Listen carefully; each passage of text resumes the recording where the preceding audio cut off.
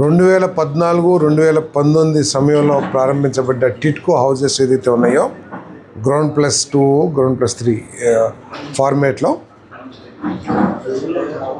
అది చాలా దురదృష్టకరం. ఎప్పుడో 5-6 సంవత్సరాల క్రితమే పూర్తి చేసి లబ్ధిదారులకి అందించాల్సిన ఇల్లు మరి ఇప్పటి వరకు కూడా పూర్తి కాకపోవడం చాలా బాధాకరం.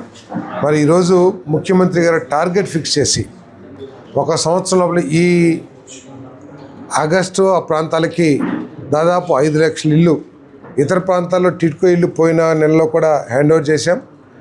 మరి ఆగస్టు ఆ ప్రాంతంలో మరి 2 లక్షలు 5 లక్షలు మొత్తం టిట్కో ఇల్లు కొన్ని, అదేవిధంగా PMUY కింద నిర్మిస్తున్న ఇల్లు, ఇవన్నీ కలిపి 5 లక్షలు మరి లబ్ధిదారులకు అందించాలని చెప్పేసి ప్రయత్నం చేస్తున్నాం.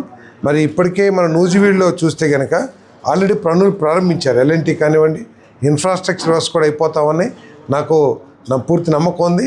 అన్నీ ఇవ్వలేకపోయినా కొన్ని బ్లాక్లు అయినా సరే ఇవ్వటానికి నేను చర్యలు తీసుకుంటానని చెప్పేసి మనం చేస్తాను.